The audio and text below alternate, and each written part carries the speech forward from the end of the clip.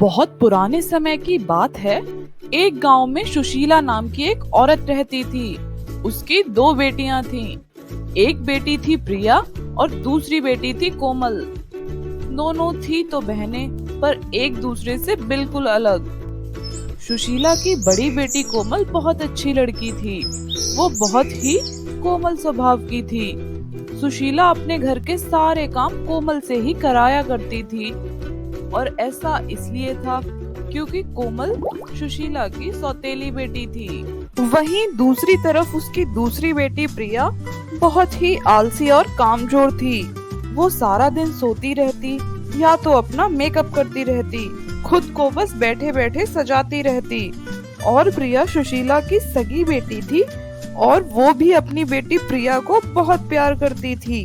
वो दोनों खाना खाकर तो बैठे होते हैं, पर तब भी कोमल को परेशान करने के लिए सुशीला बोलती है, ए कोमल, इधर आ, चल जल्दी खाना लेकर आ हम दोनों के लिए, हम बहुत तेज भूखे हैं।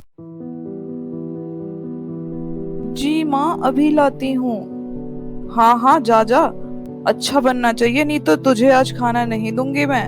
और कोमल दुखी मन से खाना बनाने चली जाती है।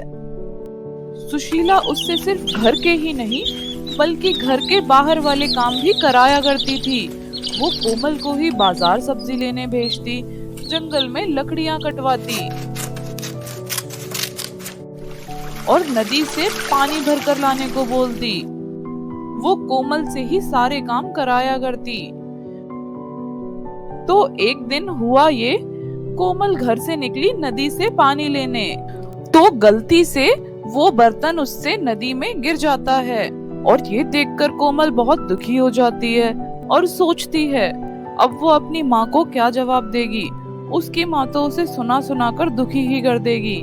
पर बड़ी हिम्मत करके वो सुशीला के पास जाती है।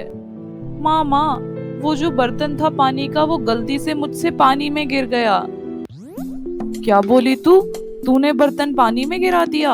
अब कहाँ से लाऊं मैं नया बर्तन? पैसे क्या पेड़ पर लगते हैं? तू क्यों नहीं गिर गई उस पानी में? जा, वापस जा और उस बाल्टी को ढूंढ कर लेकर आ, तभी तू इस घर में घुसेगी, वरना मुझे अपनी शक्ल मत दिखाना। और अपनी माँ की ऐसी बातें सुनकर वो दुखी मन से दोबारा नदी की तरफ निकल पड़ी। वो नदी के पास खड़ी खड़ी सोच ही रही होती है कि अब मैं क्या करूं, कैसे नदी से अब मैं बर्तन को निकालूं, क्या मैं इस नदी में कूद जाऊं? और फिर वो उस नदी में छलांग लगा देती है और डूब जाती है। वो बेहोश हो जाती है। जैसे ही उसकी आंख खुलती है, वो देखती है कि वो एक अलग ही दुनिया में है, जो एक बहुत ही खूबसूरत सी जगह है। वो बहुत ही ज्यादा खुश हो जाती है। तभी थोड़ी दूरी पर उसको एक झोपड़ी दिखाई देती है। वो मन ही मन सोचती है, अरे वाह, यहाँ तो कोई रहता भी है, चलो जाकर देखती हूँ कौन है यहाँ पर। वो उस घर के गेट पर पहुँच जाती है और अंदर चली जाती है। और उस घर के अंदर जाते ही उसको एक चुड़ैल मिलती है। और उस चुड़ैल को देखकर कोमल बहुत ज्यादा डर जाती है। हा हा हा, आ गई तुम, मुझे तुम्हारा ही इंतजार था, मैं बरसों से तुम्हारा इंतजार कर रही थी। तो क्या दोस्तों, कोमल उस जादुई पानी की नदी से कभी बाहर निकल पाएगी?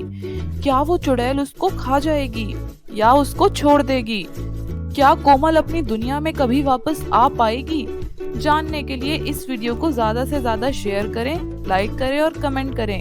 और ऐसी ही और जादुई कहानियां देखने के लिए हमारे चैनल को सब्सक्राइब जरूर कर लें। और दोस्तों, मिलते हैं इस कहानी के अगले पार्ट में।